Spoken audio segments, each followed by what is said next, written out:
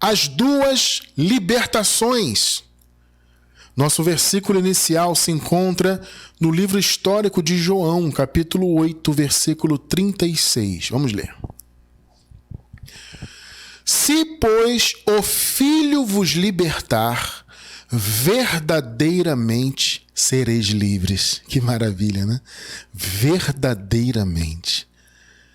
Preciosa igreja do Senhor, igreja sem ruga e sem mácula, salvos pela graça, abençoados com toda sorte de bênçãos espirituais, selados com o Santo Espírito da promessa. Meus amados irmãos, aqui tem uma declaração maravilhosa de Jesus, né? Se vocês forem libertos por mim, nesse contexto aqui de João, claro, é Jesus de Nazaré, obviamente. E ali o contexto eram os judeus, os filhos de Abraão segundo a carne. Agora, é claro que nós podemos contextualizar, né, essa visão e trazê-la para os nossos tempos. Ou seja, se o Filho vos libertar, hoje seria se Jesus Cristo ressuscitado te libertar, verdadeiramente você será livre. Porque, amados, muitas pessoas hoje no mundo participam, né, estão presas e atreladas a diversas religiões, né, a maioria cristã, eu diria, né, muitos segmentos chamados cristãos e outros segmentos também. E todas essas pessoas se consideram livres, né? Se você chegar para vamos dar um exemplo aqui de um irmão, sei lá, de uma igreja pentecostal qualquer. Na visão dele, ele é um cristão.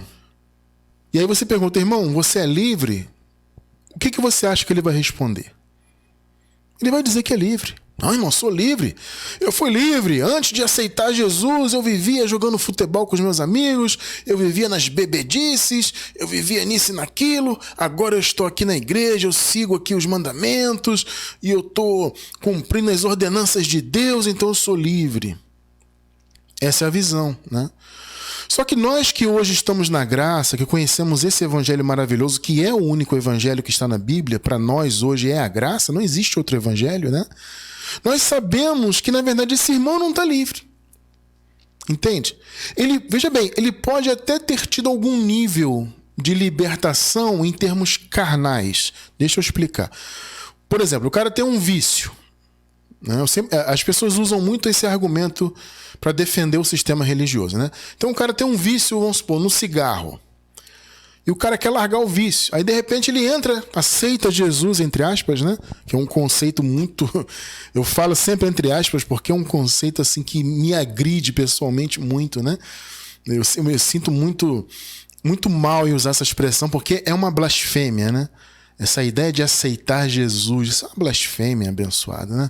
Mas as pessoas falam isso à vontade. Nós temos um estudo, eu vou deixar já logo de cara, já vou deixar um link aí. Você que está pela gravação, na descrição desse estudo agora você vai encontrar o link, o blasfemo conceito de aceitar Jesus. Esse estudo é tremendo. Se você não assistiu, assista-o assim que terminar esse aqui. Você vai achar o link aí na descrição. Sabe? Então as pessoas ficam nessa. Não, depois que eu aceitei Jesus, eu abandonei o vício do cigarro. Ótimo! É muito bom, né? A pessoa deixar de fumar é algo maravilhoso para a saúde. É um tipo de libertação? Eu diria que sim. Mas é a libertação que a Bíblia se refere? Não, não é. Porque você não precisa adentrar a uma denominação religiosa para se livrar do cigarro, por exemplo, né? Você não precisa necessariamente disso. O sistema religioso ajudou essa pessoa a abandonar o vício? Ajudou, ótimo, maravilha. Mas isso não é a verdadeira libertação. Vocês podem notar no versículo inicial que Jesus falou aqui, ó, se pois o Filho vos libertar. Ele, Jesus, né? Como eu disse, nesse contexto do texto de João, era Jesus de Nazaré se referindo aos judeus, filhos de Abraão segundo a carne lá, tá? Trazendo para o nosso contexto hoje, é Jesus Cristo ressuscitado. E o que Jesus quer dizer com verdadeiramente livre? É aquilo que eu falei agora há pouco. Muitos se dizem livres. O irmão na pentecostal, o irmão na batista, o irmão na adventista, o irmão na igreja católica, na umbanda, seja qual for o segmento religioso. Se você perguntar, a pessoa vai se dizer livre. Não, eu tô livre. Poxa, antes eu vivia assim, vivia assado, mas depois que eu adentrei aqui a doutrina espírita, agora eu me sinto livre. Depois que eu fiz a primeira comunhão, entrei aqui na igreja católica, agora eu tô livre. Vocês entendem? Agora existe o ser livre, que é esse conceito religioso, e existe o verdadeiramente livre. Você vê que Jesus ele deixou claro, vocês não vão ser simplesmente livres, é verdadeiramente livres, de verdade. Se eu, Jesus, libertar vocês. O que Jesus estava dizendo com isso? Jesus estava se referindo ao conhecimento. Conhecimento de quê? Da verdade. Não é o que está escrito lá? Conhecereis a verdade e a verdade vos libertará. E aí você vai pesquisar o que é verdade e você encontra o quê? Eu sou Jesus, né? Jesus disse, eu sou o caminho, eu sou a verdade, eu sou a vida. Eu sou a verdade. Então conhecer Jesus é conhecer a palavra. Jesus foi e é, eu digo foi no sentido de que ele se manifestou em carne, né? Então ele foi a palavra de Deus manifestada, o verbo que se fez carne. Então conhecer Jesus é o quê? Conhecer a palavra dele. No nosso contexto da graça, é a palavra de Jesus Cristo ressuscitado. É a revelação que Jesus entregou ao apóstolo Paulo no paraíso. Essa revelação nós encontramos compiladas nas 14 cartas de Paulo. Nós entendemos que são 14. Né? Há 13 cartas assinadas e existe a carta aos Hebreus que não tem assinatura, mas devido a algumas características, etc., nós entendemos ser de Paulo. No mínimo, ela é uma carta de visão paulina, no mínimo, né? Porque ela é uma carta que fala, obviamente, do fim da lei, é uma carta que fala de assumir a graça, né? É uma carta específica aos judeus, né? A pessoas que, mesmo conhecendo Jesus, recebendo Jesus como Messias naquela época, as pessoas continuavam atreladas às obras da lei. Então, o intuito da carta aos Hebreus foi justamente fazer aqueles hebreus, né, daquela congregação que recebeu a carta, abrirem o entendimento de que eles não precisavam de obras da lei, que Jesus era superior não só a Moisés, mas também até ao próprio Abraão. Então, essa carta teve esse intuito. Então, tinha uma visão paulina, ou seja, de rompimento com a lei e para que se vivesse na graça. Esse é o chamado daquela carta ali. Então, nós entendemos que são 14 epístolas da visão da graça de Deus. É um resumo da graça ali, que pela misericórdia de Deus chegou até os nossos tempos, até as nossas vidas. Então, conhecendo essa revelação da graça atualmente, você está conhecendo Jesus. Então aquele que foi o Filho manifestado em carne, né? Hoje ele é Jesus Cristo, nosso Senhor. Conhecer então o Evangelho da Graça é conhecer Jesus Cristo ressuscitado, nosso Senhor, e é ser então verdadeiramente livre. Tá? Só que esse aspecto, né, da libertação, do conhecimento, é um dos aspectos, né? Hoje vamos tratar de dois, por isso que o tema é esse, né? As duas libertações. Vamos tratar disso aí. Irmão Cristiano, quais são então as duas libertações? É o aspecto universal da libertação e o aspecto individual da libertação. Primeiro vamos ver o aspecto universal. O que significa isso, irmão? É o aspecto da libertação que abrangeu todos os filhos de Deus, de todos os tempos. Observem bem isso. Tá? Nós sabemos que os filhos de Deus, aqueles que pertencem à salvação, foram escolhidos por Deus, eleitos, né? A palavra usa essa expressão. O Senhor nos elegeu nele, ou seja, o critério foi dele, obviamente, antes da fundação do mundo. Essa é a palavra. Ou seja, esses eleitos, então, foram predestinados a serem filhos de Deus. Então, primeiro houve a escolha na soberania de Deus e a consequente predestinação. Entende? Então, esses filhos de Deus, de todos os tempos, desde o início da humanidade, tá? Até os nossos dias e no futuro que virá, né? Obviamente, todos os filhos de Deus foram abraçados, alcançados por essa libertação universal. É claro que a nossa experiência hoje como igreja, nós que nascemos depois de a graça ter sido totalmente consumada, né? Nós sabemos que a obra de salvação já foi consumada. Recentemente nós estudamos sobre isso, inclusive, os 3 atos da salvação. Eu vou deixar o link aí embaixo do vídeo para vocês, tá? Quem não assistiu. Os 3 atos da salvação. Então houve o primeiro ato, que foi o nascimento de Jesus, né, como homem nesse mundo. O segundo ato, que foram 2 momentos que nós entendemos como um ato só, que foi a morte e a ressurreição de Jesus. E o terceiro ato foi a sua vinda no ano 70, onde ele trouxe fisicamente juízo sobre Israel, né? E também ele trouxe o seu reino e o juízo em termos das almas, né? Houve a ressurreição daqueles todos que estavam presos à morte naquela ocasião, né? E uns ressuscitaram para a glória eterna e outros para receberem o juízo e serem aniquilados para todo o sempre, tá? Nós também temos um estudo sobre o juízo final. Se você quiser assistir também, vamos deixar o link aqui na descrição do vídeo. Um estudo sobre o juízo final que já aconteceu.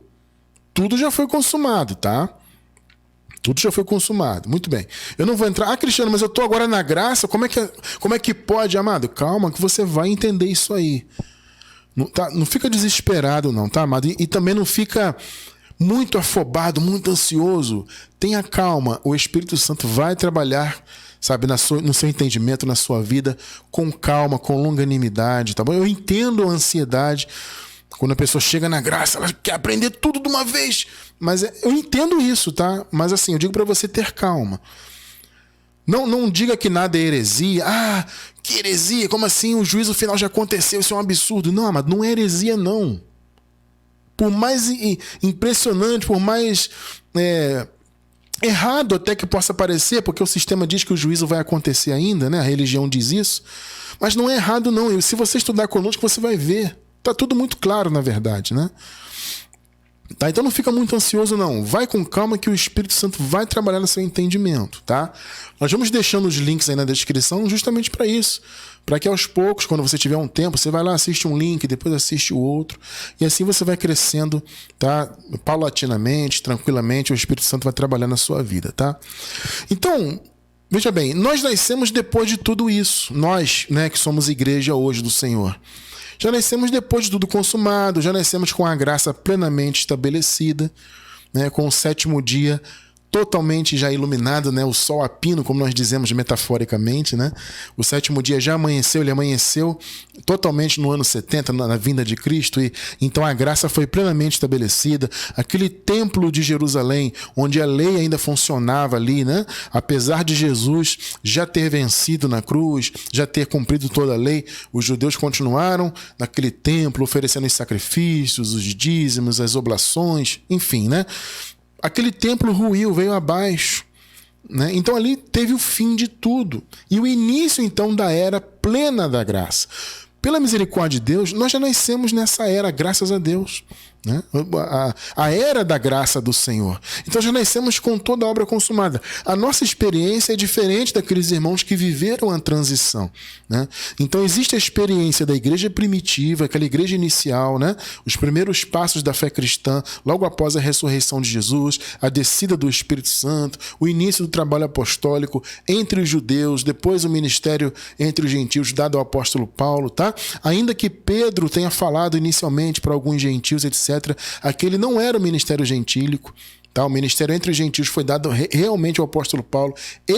Aquele apóstolo Paulo foi predestinado para isso, tá? Para pregar aos gentios. Inclusive o apóstolo Paulo, nós entendemos que ele foi a personificação do Espírito da verdade, tá? Nós temos um estudo também sobre isso, sobre a personificação do Espírito da Verdade. Eu vou deixar aí o link. Anota aí, por favor, meu irmão, o link do estudo sobre o Espírito da Verdade. Tá? Eu não lembro o tema agora, mas, enfim, a gente vai colocar esse estudo aí, tá? Aquela igreja primitiva, então, teve aquela experiência de viver a transição. Eles nasceram antes da cruz. Então, observem bem isso. Eles nasceram antes da graça ser inaugurada na cruz, né? Nasceram antes da morte de Jesus. Logo, eles nasceram ainda debaixo do pecado, debaixo da lei, debaixo da ausência do Espírito Santo, submetidos à maldição da morte, da alma. Eles estavam todos naquelas condições ali, tá? nós, como igreja, temos uma experiência diferente, porque nós não vivemos naquele tempo. Nós não vivemos a descida do Espírito Santo, nós não vivemos a transição da lei para a graça. Vocês entendem isso? Nossa experiência é diferente. Então, eu estou dando essa introdução porque algumas coisas que eu vou falar aqui é preciso que você tenha esse entendimento para você compreender melhor, tá? Então, vamos entender primeiro essa libertação universal. É a libertação que abrangeu todos os filhos de Deus eleitos antes da fundação do mundo, de todos os tempos. Isso inclui a nós também, mas como eu disse, a nossa experiência é diferente, eu já vou me aprofundar um pouco mais nisso, tá? Mas essa libertação ela foi universal, para todos. O que o Senhor fez, Ele fez para todos os filhos. Então vamos ver aqui, Colossenses capítulo 1, versículos 13 e 14, vejam só. Ele nos libertou do império das trevas, tá? A palavra império aqui pode ser traduzida por poder, por governo. É o sentido de Estado, é um domínio, como se fosse um domínio estatal, né? Então ele nos libertou do domínio, do poder, do império das trevas e nos transportou, olha só, para o reino do seu Filho amado. Olha que coisa linda. Em quem temos a redenção. O que é redenção? Redenção é resgate, né? Ou seja, fomos resgatados, a saber, o perdão dos pecados. Abençoados, observem bem isso aqui. Sabe o que eu falei para vocês agora sobre essa experiência, essa coisa de que a nossa experiência é diferente? É isso aqui. Os irmãos aos quais Paulo escreveu essa carta aqui, por exemplo, eles viveram juntamente com Paulo e os demais contemporâneos naquela época, eles viveram essa libertação diretamente. Porque, como eu disse agora há pouco, eles nasceram antes da cruz. Eles nasceram debaixo do pecado. Eles nasceram ainda no império das trevas. Cristiano França, o que é ou o que foi o império das trevas? Gente, o império das trevas foi todo aquele período onde o pecado reinou no mundo. Todo o período, então, anterior à cruz foi o período do governo das trevas. Tá? Então, o império das trevas é o quê? A ausência de luz. Por quê? Porque não havia Espírito Santo, né, habitando nas pessoas antes da cruz. Obviamente não havia Cristo, não havia se manifestado em carne ainda, tá? Eu me refiro a isso, tá bom? E havia então o quê? Morte. Morte plena, morte espiritual, morte da alma. Né? Como eu disse agora há pouco, a ausência do Espírito Santo, condenação do pecado. Né? Distância de Deus, a relação com Deus era indireta por meio de, no caso para os judeus, e somente eles tinham, né, esse chamado, por meio das obras da lei. Os outros povos sequer lei tinham para seguir, não tinham relacionamento algum com Deus. Interessante isso, né? Então vocês veem a diferença, né, daquele tempo para agora. Agora estamos na graça, um tempo totalmente na graça, totalmente estabelecido, etc. Tá? Então observem bem isso. Eles foram realmente diretamente retirados do império das trevas. Porque eles estavam antes da cruz, debaixo do pecado, debaixo de toda aquela condição maligna, e foram extraídos daquela condição e transportados para o reino. Olha só. Mas, irmão Cristiano, o reino não veio só em 70? Sim. Mas eles foram transportados primeiro do ponto de vista espiritual. Porque na morte de Jesus houve, como nós já estudamos até recentemente, a ressurreição espiritual. Tá? A vivificação do espírito que estava, os espíritos, né, dos filhos de Deus estavam inoperantes antes da cruz. Eles não atuavam por causa do pecado. Então, com a morte de Jesus e a consequente aniquilação do pecado e cumprimento da lei, então os espíritos foram vivificados. Então eles foram transportados primeiro espiritualmente, como Paulo disse, eles foram assentados em lugares celestiais. Tá? Então houve o quê? Um transporte mesmo. Os filhos de Deus que estavam naquela condição anterior à cruz, no império das trevas, foram transportados para o reino. Eu lhe pergunto, você foi transportado para o reino? Eu fui, minha esposa foi? Não. Que isso, irmão Cristiano, quer dizer que eu não estou no reino? Não, pelo contrário. Você já nasceu nele aqui nessa terra. Quando você nasceu aqui em carne, você já estava no reino, sempre esteve. Você percebe porque a condição mudou. Amado, veja bem, você não pode interpretar a nossa condição com a daqueles irmãos. Um dos grandes erros teológicos aí do sistema fora, que se diz cristão, é não diferenciar esses tempos. É ter um pensamento de que hoje as coisas são iguais a antes da cruz. Você não pode ter esse pensamento, mas a maioria tem aí. É evidente que a cruz é um marco que dividiu os tempos. Então antes era pecado, império das trevas, condenação, ausência do Espírito Santo, obras da lei, maldição. Esse é o império das trevas. Depois da cruz é graça. É claro que houve essa transição da ressurreição de Jesus até a sua vinda no ano 70, mas ali já era a graça. Só que era a graça ainda num período transitório, mas era a graça. Então aqueles irmãos foram transportados, eles foram retirados. Nós já nascemos no reino. Aqueles irmãos foram justificados, nós já nascemos justos, percebem? Aqueles irmãos foram salvos diretamente da morte, nós já nascemos livres da morte. Então a nossa salvação e a nossa libertação foi indireta, vocês percebem? Essa é a diferença. Aqueles irmãos que viveram aquela experiência foram salvos diretamente. Foram transportados para o reino, foram selados com o Espírito Santo, entendem? Foram salvos da morte, na vinda de Cristo especificamente, né? O fim definitivo da morte para os filhos de Deus foi na vinda, né? Onde houve a ressurreição dos mortos, tá? Então, aqueles irmãos viveram toda essa transição, né? Nós já nascemos com tudo consumado. Então, a nossa salvação, a nossa libertação é indireta. Então, eu fui liberto da morte? Não diretamente, mas eu fui liberto da possibilidade de passar pela morte. Nós não passamos mais pela morte do ponto de vista da alma. Nós passamos do ponto de vista do corpo biológico, que é natural, porque o corpo é pó. Vocês entendem isso? Então, o corpo tem que voltar para o pó.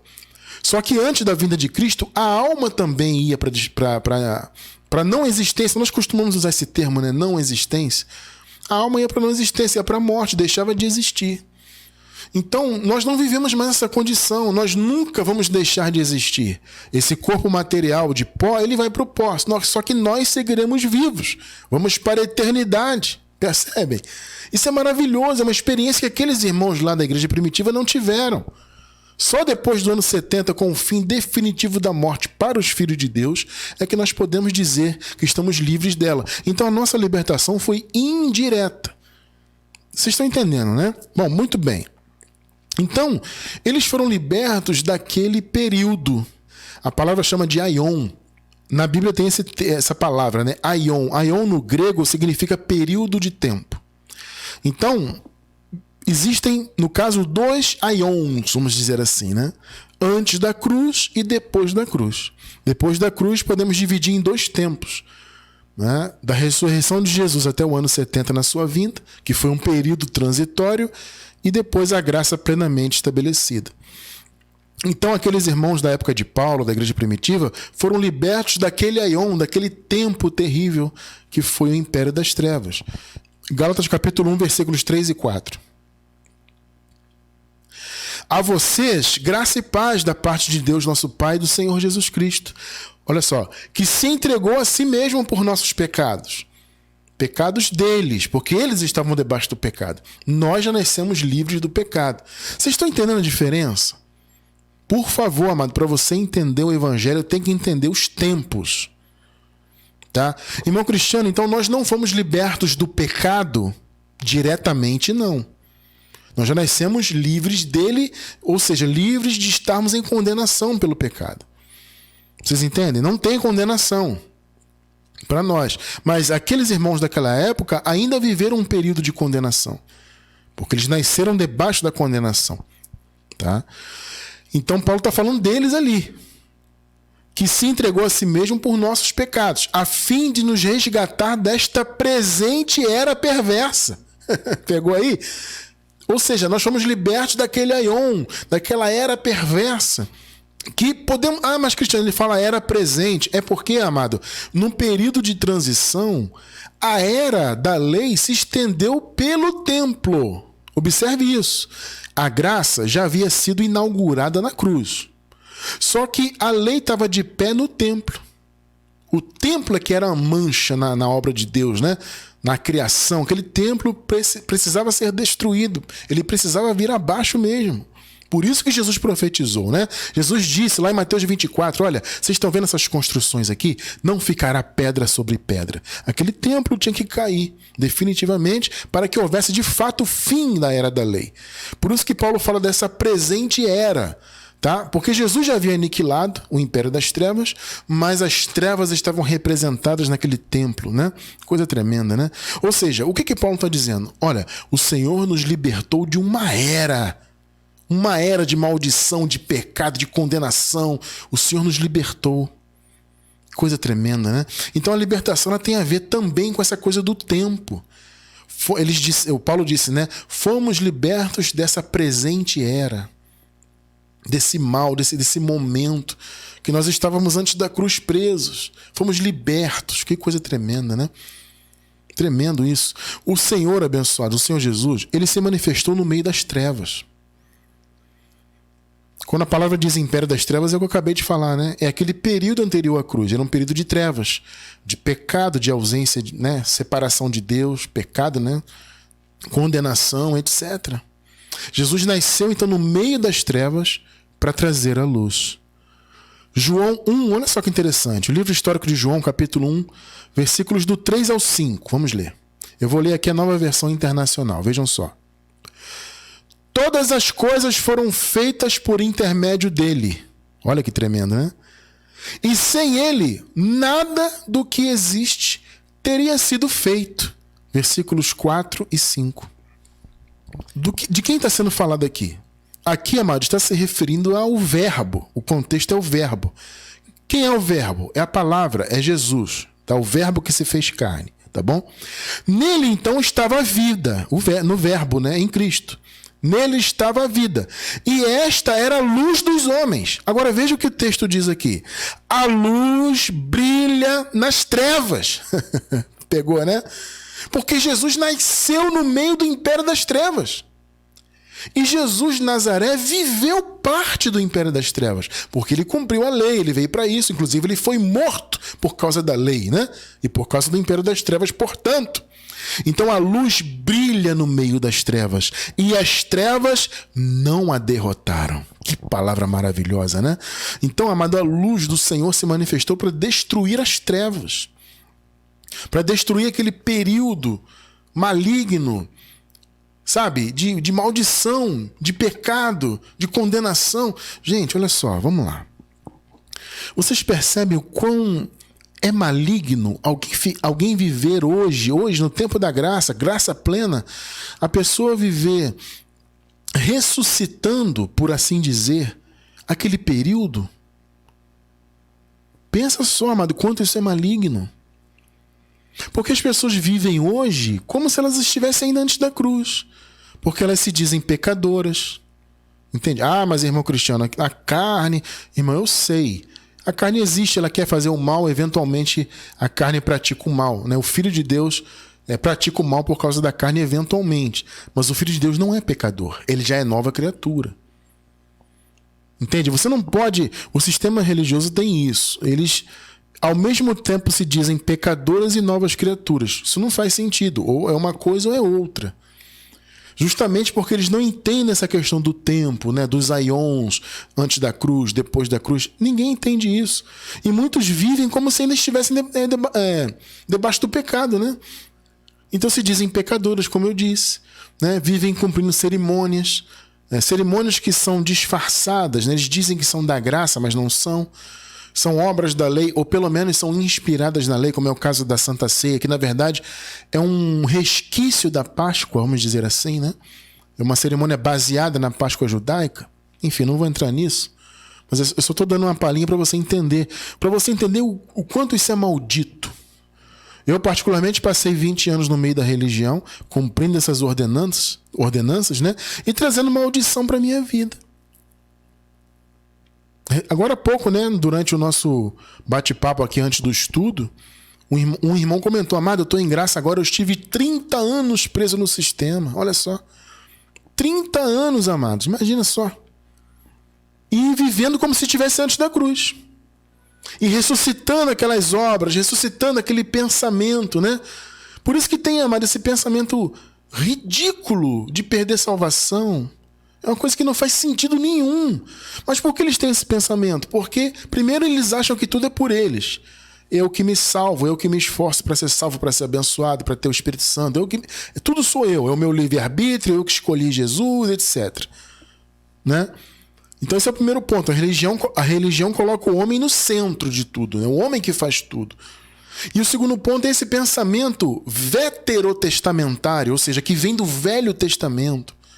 As pessoas vivem, apesar de estarem na graça, de estarem em Cristo, cronologicamente falando, né? As pessoas estão em Cristo, mas elas vivem como se estivessem antes da cruz.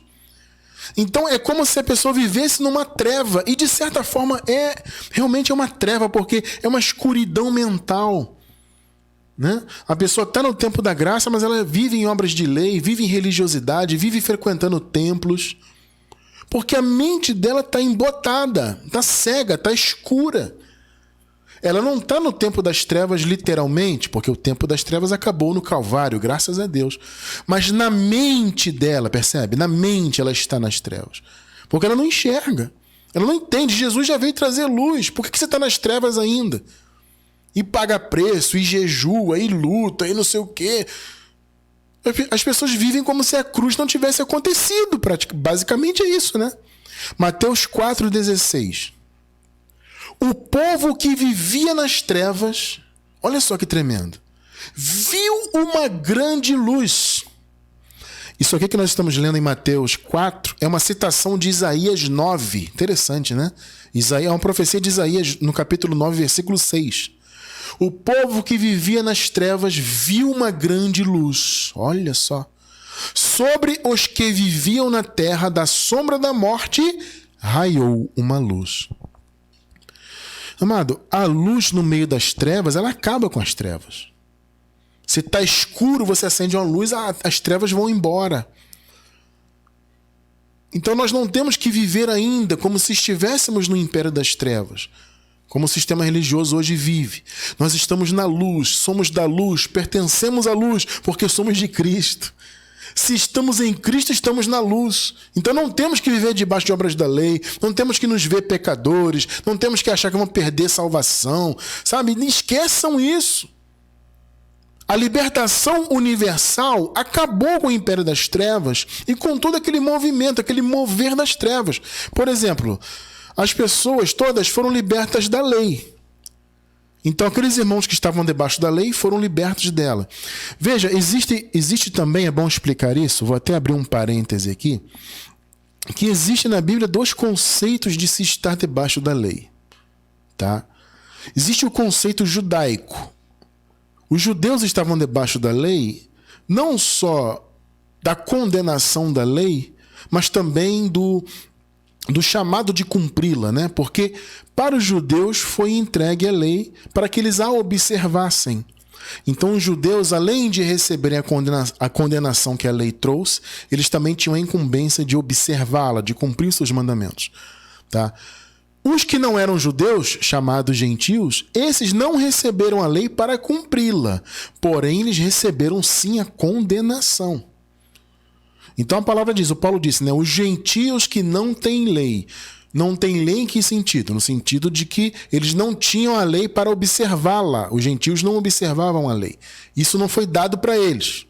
Isso foi dado para os judeus. Agora, a condenação foi para toda a humanidade. Por isso que Paulo disse, todos pecaram.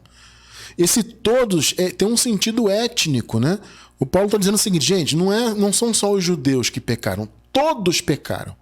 Todos, então, estavam debaixo do pecado. Não importa se era judeu, se era gentil, isso não importa. Todos estavam debaixo do pecado, porque a lei veio justamente para isso, para trazer morte e condenação para todos. Agora, os judeus tinham esse aspecto diferente de, além de receberem a condenação, eles também receberam a observância da lei. Essa incumbência de observar e serem guiados por ela. Então, quando Paulo disse, né, que eles foram libertos da lei, os judeus foram libertos nos dois sentidos, né?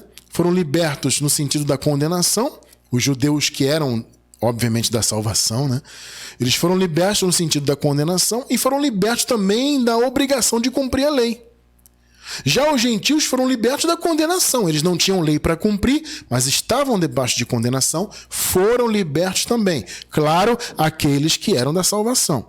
Romanos 7,6. Mas agora, olha só, fomos libertos da lei. Tremendo, né? Cristiano França, nós hoje fomos libertos da lei? Olha, cronologicamente não, porque nós nunca estivemos antes da cruz. Mas fomos libertos no sentido de que nós estávamos debaixo do sistema religioso e o aspecto individual da libertação, que nós já vamos tratar dele, nos livrou de cumprir obras da lei. Neste sentido, podemos dizer que sim.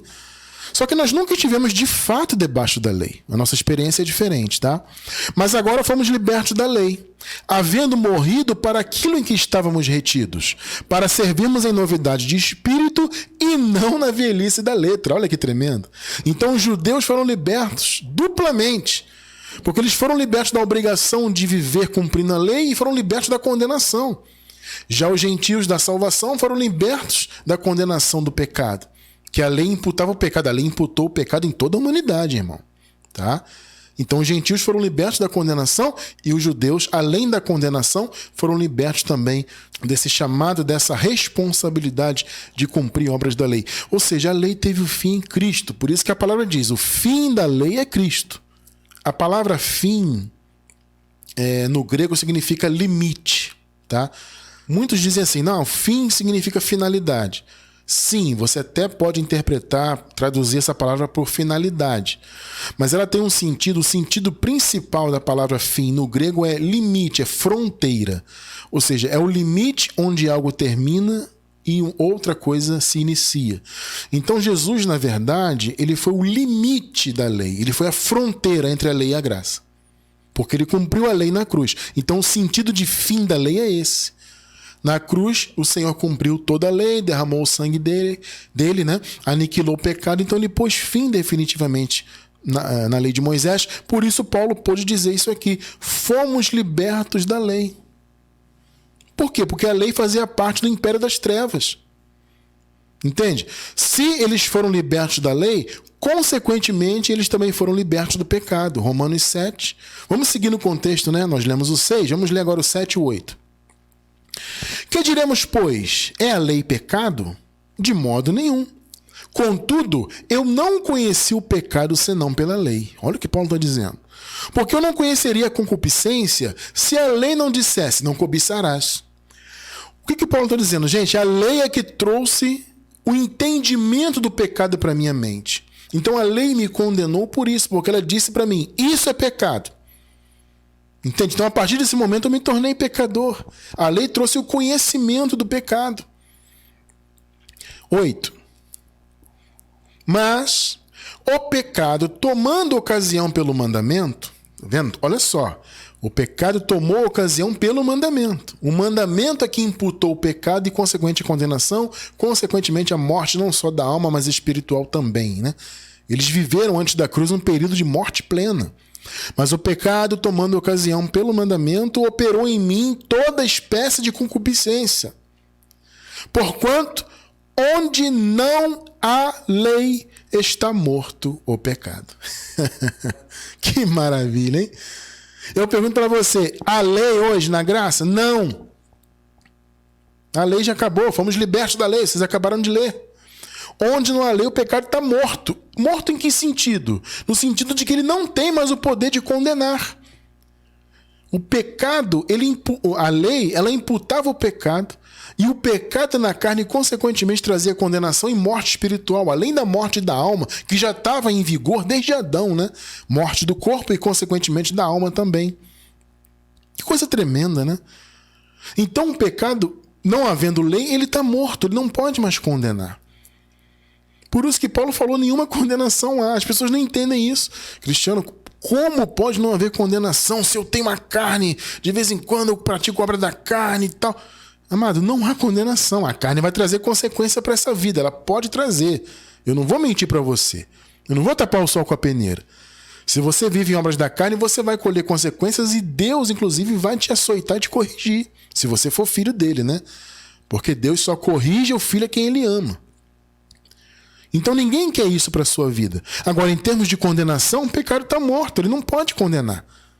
Percebe isso aí? Perceberam? Por quê? Porque o império das trevas acabou. Eles foram libertos da lei. Nós já nascemos livres da lei, né? Nós experimentamos um pouco da lei no meio do sistema religioso, quem veio dele. Experimentamos cumprir obras da lei por falta de entendimento, né? Como eu disse, nós vivemos um período de escuridão na mente, né? Mas de fato e de verdade nós nunca estivemos debaixo da lei. Então aqueles irmãos da igreja primitiva foram libertos da lei e libertos do pecado. O pecado se tornou morto. Entende? O pecado hoje está morto. Para condenar o Filho de Deus, ele está morto. As pessoas não entendem. Vocês da graça dizem que não há pecado. Eles entendem essa frase não há pecado como se não houvesse obras más. Não. Obras más existem e são más e continuam sendo e sempre serão obras más. Todo mundo sabe o que é obra boa, o que é obra má.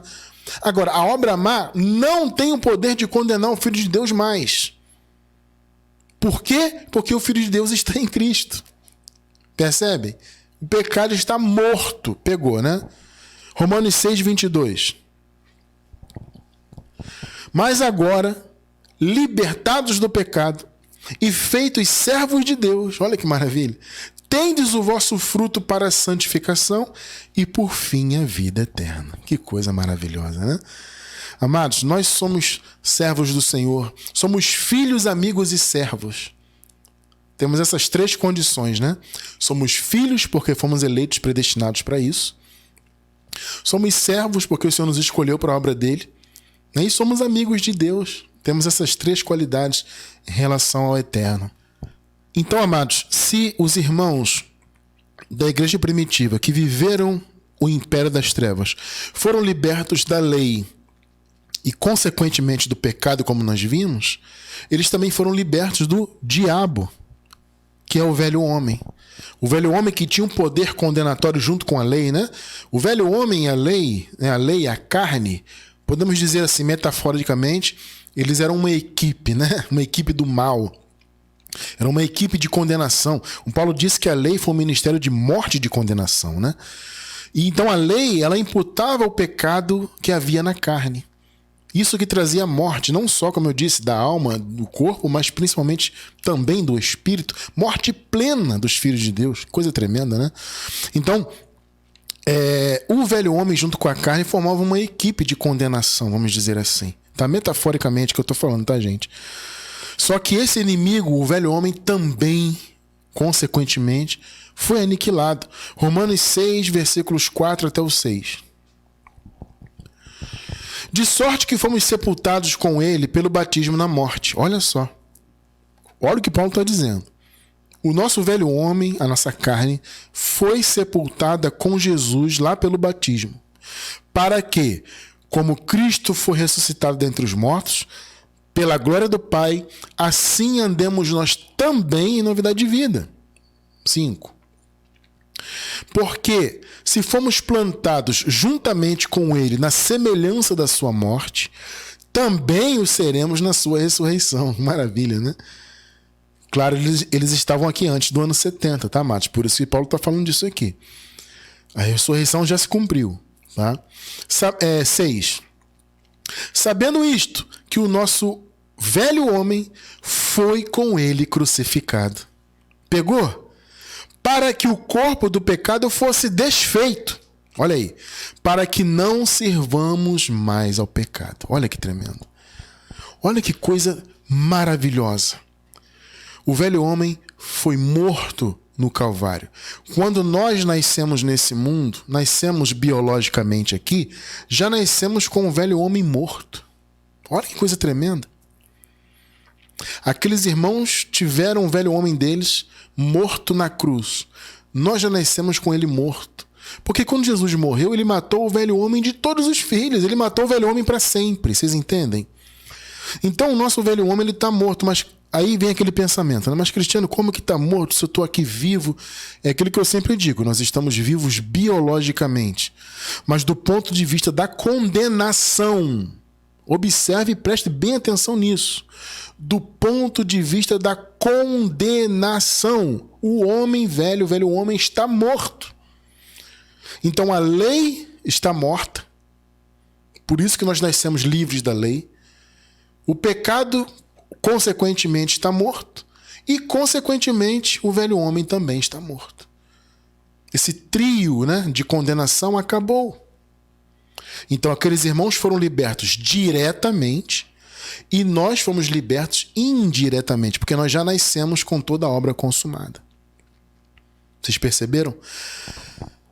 Se fomos libertos da lei, do pecado, no caso eles lá foram libertos diretamente e nós indiretamente, né, como eu sempre digo.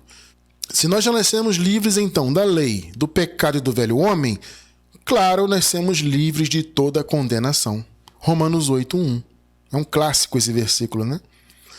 Portanto, agora, olha só, nenhuma condenação há. Perceba que nós lemos o capítulo 6, o capítulo 7 de Romanos, tá vendo? Aqui Paulo vem e conclui esse raciocínio do pecado. Por isso que o versículo começa logo com a palavra portanto. Porque no capítulo 7, Paulo vem destrinchando, ele vem falando do pecado, ele fala da carne, etc. Aí ele diz, portanto, agora que vocês têm essa visão, esse entendimento, vocês devem entender isso, que nenhuma condenação há para os que estão em Cristo Jesus. Estar em Cristo é estar na nova aliança. Tá, amados? Estar em Cristo não é de maneira nenhuma, pelo amor de Deus. Estar em Cristo não é pertencer a uma denominação religiosa. As pessoas pensam isso, você aceitou Jesus aqui na igreja, se batizou, tomou Santa Ceia, ou primeira comunhão, ou sei lá o quê, agora você está em Cristo. Estar em Cristo é estar na nova aliança. Quando você nasceu nesse mundo, na carne, você já nasceu em Cristo. É uma questão do tempo, das eras. Então havia a era da lei, né, a era de Moisés e de Adão, né, e a era de Cristo, da cruz em diante. Nós já nascemos na era de Cristo. Então nós estamos em Cristo e nele, para os filhos de Deus, porque Jesus morreu pelos muitos, né, pelos filhos de Deus, não há condenação alguma. Perceberam? Essa foi a libertação universal para todos os filhos. Foi o fim do império das trevas. Aqueles irmãos, então, da igreja primitiva foram libertos diretamente daquela condição, porque eles estavam submetidos àquela condição. Nós fomos libertos indiretamente, porque já nascemos fora daquilo tudo. Tá? Então, por exemplo, nós nunca vamos estar em condição de morte. Por isso, nós nunca ressuscitaremos. Quando eu falo isso, tem pessoa que pipoca, que negócio é esse? Porque, amado, veja bem, a ressurreição é para quem está morto. Aqueles irmãos daquela era estavam mortos. As almas estavam mortas. Então eles passaram pela ressurreição e viveram para sempre. Tá? Nós nunca vamos passar pela morte. Quando esse corpo biológico aqui for para o pó, nós seguiremos vivos. Então nós não vamos ressuscitar. Nós viveremos para sempre. A nossa experiência como igreja é diferente daqueles irmãos. Tá? Então está muito claro isso, né? Então, o primeiro aspecto da libertação foi a libertação universal, que abrangeu todos os filhos de Deus, diretamente aqueles que estavam lá naquela época e indiretamente todos que nasceram depois da obra consumada, todos foram alcançados pela libertação universal. E existe o aspecto individual. Veja, esse aspecto individual, ele tanto era para aquela geração da igreja primitiva, como também é para nós hoje. Entende? Por quê? Porque a libertação individual é conhecimento. Entende? É aquilo que nós falamos no início do estudo hoje, lá no primeiro versículo, né? Se o Filho vos libertar, verdadeiramente serão livres. Jesus está falando de conhecimento. Porque no contexto ele disse, conhecereis a verdade vos libertará. Percebe? É então a libertação individual. Universalmente, todos os filhos já foram libertos de tudo aquilo ali. Estejam eles no sistema religioso ou não, não importa. Todos foram libertos. É uma libertação universal. Agora, existe a individual. Tá? Essa acontece para quem conhece a verdade. E eu digo para vocês, nem todos os filhos terão essa oportunidade. Eles são salvos sempre salvos? Se forem filhos predestinados da salvação. Se forem da boa semente, salvos sempre salvos. A gente não discute salvação do Filho de Deus aqui. Salvação eterna, né? O viver para sempre. Isso é indiscutível. Agora, existe o aspecto aqui, da salvação no entendimento. Nem todos terão essa possibilidade, por isso que você tem que ser muito grato a Deus por conhecer a graça. Porque a graça é a verdade da nova aliança. João 1,17, também outro clássico da graça esse versículo, né? Porque a lei foi dada por meio de Moisés. A graça e a verdade vieram por Jesus Cristo. Maravilha, né? Eu sempre digo, abençoados, que graça e verdade são as duas faces da mesma moeda. Tá? As moedas têm duas faces, né? As duas faces da mesma moeda, graça e verdade. Porque a graça, nesta nova aliança, é a verdade. No caso, a palavra da graça é a verdade. Só que muitos hoje estão como os judeus na época de Jesus. Os judeus na época de Jesus, eles não aceitavam que eles precisavam de libertação. Olha que tremendo. Veja só, historicamente isso aqui. João 8, 31 ao 33. Eu vou ler a Nova Versão Internacional. Disse Jesus aos judeus que haviam crido nele: se vocês permanecerem firmes na minha palavra, verdadeiramente serão meus discípulos. Olha a condicional, se permanecer. Por quê? Porque uma das principais características dos filhos de Deus, dos eleitos, é permanecer. O verdadeiro filho de Deus, ele permanece na palavra, sempre. A palavra é revelada, ele vai permanecer, ele não vai regredir. Como Paulo disse, né?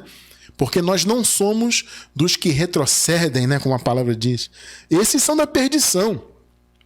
Agora, aqueles que permanecem são os que pertencem à conservação da alma. Nós encontramos isso lá em Hebreus, capítulo 10, né? Então, se vocês permanecerem, então realmente vocês serão meus discípulos. Porque os verdadeiros filhos permanecem, claro. 32 e 33. E conhecerão a verdade, e a verdade os libertará. Agora veja, amados. E eles responderam, os judeus que estavam ali ouvindo Jesus: somos descendentes de Abraão e nunca fomos escravos de ninguém. Como você pode dizer que seremos livres? Ó, pegou? Mas, ô irmão, eu já me batizei. Eu estou aqui na igreja pentecostal XYZ. Eu já estou aqui na igreja batista não sei o quê. Eu já aceitei Jesus na igreja presbiteriana não sei das quantas. Eu já fiz a primeira comunhão, sou um católico praticante. Como é que você vem me dizer que eu preciso de libertação? Não é, amado? Exatamente o mesmo conceito aqui. Eles não admitiram quando Jesus falou que eles precisavam de libertação. Olha, vocês vão conhecer a verdade vai libertar vocês. Epa, como assim? Nós nunca fomos escravos, nós somos descendentes de Abraão. Que história é essa de que nós temos que ser livres? Esse é o caso do sistema hoje aí. As pessoas no meio da religião não admitem que precisam de libertação, mas precisam. Que libertação é essa? O aspecto individual da libertação. É a libertação que acontece na mente de cada filho de Deus quando este se depara com a verdade, e a mente dele é aberta, obviamente, né? Somente conhecendo, amada, a verdade da graça que a pessoa pode ser verdadeiramente livre. Romanos 10, 9, também Nova Versão Internacional. Se você confessar com a sua boca que Jesus é o Senhor, olha só, amada, um detalhe importante, está até sublinhado aí na tela. E crer em seu coração que Deus o ressuscitou dentre os mortos, será salvo. Observe esse detalhe. Por que Paulo deixou claro isso aqui? Veja, isso aqui não é simplesmente acreditar que a ressurreição aconteceu. É mais do que isso. Tá? Crer em seu coração que Deus o ressuscitou. Isso não é simplesmente acreditar que a ressurreição aconteceu historicamente. Isso é você enxergar Jesus como ressuscitado. Percebe? Observe isso.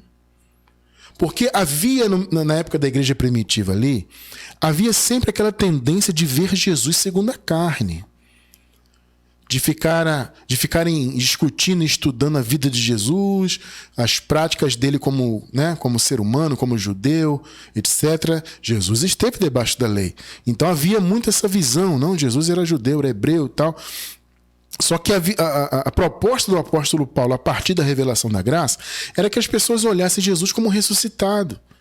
Na própria carta aos Romanos, no capítulo 7, nós vemos, né, o apóstolo Paulo falando que nós temos que pertencer ao que ressuscitou. Está lá no versículo 4, capítulo 7 de Romanos. Temos que pertencer ao outro, àquele que ressuscitou. Então, se você confessar com a sua boca que Jesus é o Senhor e crer em seu coração que Deus o ressuscitou, olha só, ou seja, crer no coração que ele ressuscitou é você enxergá-lo como ressuscitado. Entende? É mais do que você crer que a ressurreição aconteceu historicamente. Não é só isso. É isso também, claro, mas não é só isso. É enxergar Jesus como ressuscitado. Aí será salvo. Opa, irmão Cristiano, é salvação eterna? Não. Salvação da mente. Já estudamos isso aí, tá? Amor, coloca a nota aí, por favor, por gentileza. Minha esposa vai anotar ali o tema. Vou deixar eu não lembro o tema de cabeça agora exatamente, mas é sobre salvação da mente. Vamos deixar um link aí na descrição para você entender isso aí, tá? Isso aqui está falando de salvação da mente, tá? Quando o Cristo ressuscitado te é revelado, a graça. Cristo ressuscitado é a graça. Quando te é revelado, você é salvo aqui, ó. Tua mente é salva. Aí sim você está genuinamente livre. A pessoa que conhece a revelação da graça, irmão, que tem esse privilégio, como graças ao bom Deus nós temos, e consequentemente enxergamos Jesus como ressuscitado, essa pessoa ela teve o privilégio de não só ser liberta no sentido universal, ou seja, ter sido liberta de toda aquela condição diante da cruz, nós, mais uma vez eu digo, libertos indiretamente, né? Fomos livres de passar por tudo aquilo, pela morte, pela condenação, etc. Nós que conhecemos a graça também temos o privilégio da libertação individual, que é crer em Jesus como ressuscitado, confessá-lo como nosso Senhor, crer que Deus o ressuscitou, ou seja, enxergá-lo então como um ressuscitado. A nossa mente foi salva por isso. 2 Coríntios 3, 15 e 16. De fato, até o dia de hoje, quando Moisés é lido, olha só, Moisés aqui não é a pessoa, mas é a lei. É o Antigo Pacto, é o Velho Testamento. Quando o Velho Testamento é lido, e não só lido, né, vivenciado, é claro que isso está subentendido no lido, né? Quando Paulo fala de ler, ele está falando também de observar, tá? Nesse contexto aqui. Então, de fato, até hoje, quando Moisés, quando a lei, quando o Antigo Testamento é lido e vivenciado e observado, um véu cobre os seus corações. Olha só. Mas, quando alguém se converte ao Senhor, o que acontece? O véu é retirado. Pegou? Isso é libertação. É a retirada do véu das nossas cabeças. É você reconhecer Jesus como ressuscitado. Esquecer a lei, esquecer Moisés e esquecer até Jesus segundo a carne. Entende? É não olhar mais ele segundo a carne. Ah, mas irmão Cristiano, a história dele é maravilhosa, eu me inspiro. Tudo bem, amado, você pode reter o que é bom de Jesus de Nazaré, é evidente. Você vai na história ali contada nos 4 primeiros livros, né? Do chamado Novo Testamento, né? Que é Mateus, Marcos, Lucas e João. Ainda que o Novo Testamento mesmo só tenha sido inaugurado da cruz em diante, né? Mas tudo bem. Você vai na parte histórica ali, você vai conhecer muitas das coisas que Jesus fez no seu ministério e, claro, você vai reter o que é bom, mas os seus olhos não podem estar em Jesus de Nazaré, porque ele estava debaixo da lei, ele foi o Cordeiro de Deus, derramou o sangue e acabou, agora é Cristo ressuscitado. Entende? Nós temos que crer que Jesus é o Senhor e acreditar que Deus o ressuscitou. Ou seja, se você crê na ressurreição de Jesus, consequentemente você vai enxergá-lo como ressuscitado. Só que o sistema religioso faz o povo só enxergar não só Moisés, como Jesus antes da cruz. Isso não é bom para a vida espiritual, pelo contrário.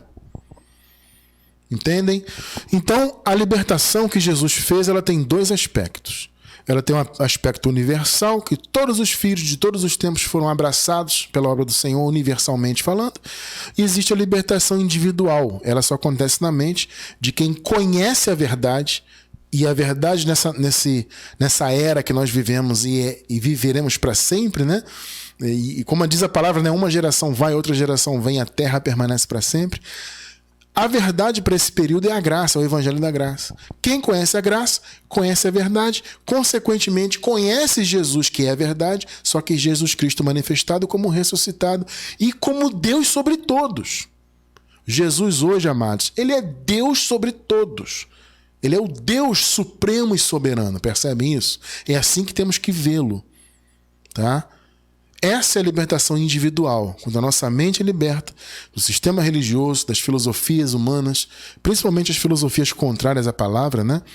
Quando a nossa mente é liberta do ateísmo e de todo esse mover mundano que não está alinhado à graça. Quando nós somos libertos disso, nós vivenciamos a libertação no sentido individual. Eu louvo a Deus por isso. E eu encerro com Gálatas, capítulo 4, verso 26. Eu vou ler só o iniciozinho do versículo para encerrar o nosso estudo de hoje.